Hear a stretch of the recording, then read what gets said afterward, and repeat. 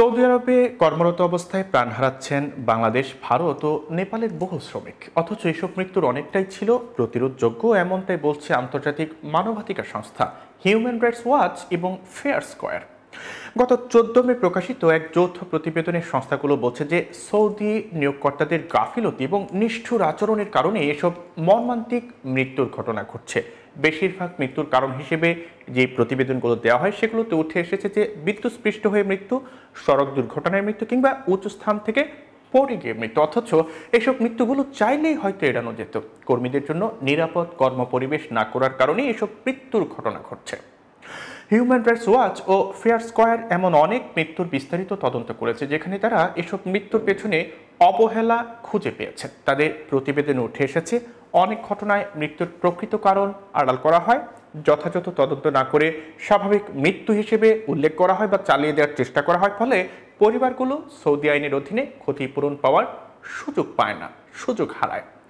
এক বাংলাদেশি শ্রমিকের মৃত্যুর ঘটনা বিশেষভাবে তুলে ধরেছে হিউম্যান রাইটস ওয়াচ। সংস্থাটি বলছে যে কর্মস্থলে বিদ্যুৎস্পৃষ্ট হয়ে মারা যান তিনি, কিন্তু নিয়োগদাতা সৌদি মালিক তার মরদেহ আটকে রাখেন এবং স্পষ্টভাবে জানিয়ে দেন যে শুধুমাত্র যদি মরদেহ সৌদি আরবে দাফন করা হয় তাহলেই তিনি ক্ষতিপূরণ দেওয়া হবে, তার পরিবারকে ক্ষতিপূরণ দেওয়া হবে। মরদেহ দেশে পাঠালে কোনো অর্থ সহায়তা দেওয়া হবে না। অবশেষে যদিও ওই শ্রমিকের পরিবার নিজ খরচে মরদেহ দেশে নিয়ে আসে এবং অর্থ সহায়তা না পেয়ে ঋণের বোঝা কাঁধে নিতে বাধ্য হয়। হিউম্যান রাইটস ওয়াচ আরও জানায় যে অনেক পরিবার জানতে পারেনি তাদের স্বজনের প্রকৃত মৃত্যুর কারণ। এমনকি কাজের সময় দুর্ঘটনার মৃত্যু হলেও সেসব অকাজজনিত মৃত্যু বলে চালানো হয়েছে, ভুল বোঝানো হয়েছে। ফলে পরিবারের সদস্যরা বঞ্চিত হয়েছে ন্যায্য আর্থিক ক্ষতিপূরণ থেকে। অন্য এক পরিবার জানিয়েছে যে আত্মীয়ের মৃত্যুর ক্ষতিপূরণ পেতে তাদের 15 বছর অপেক্ষা করতে হয়েছে।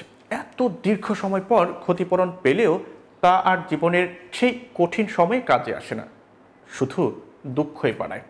এখন বিশ্বকাপ ঘিরে সৌদি আরব ইতিমধ্যে বড় ধরনের নির্মাণ প্রকল্প শুরু করেছে। 2034 সালে ফিফা বিশ্বকাপ আয়োজনের জন্য তৈরি হচ্ছে নতুন স্টেডিয়াম সহ নানা ধরনের অবকাঠামো।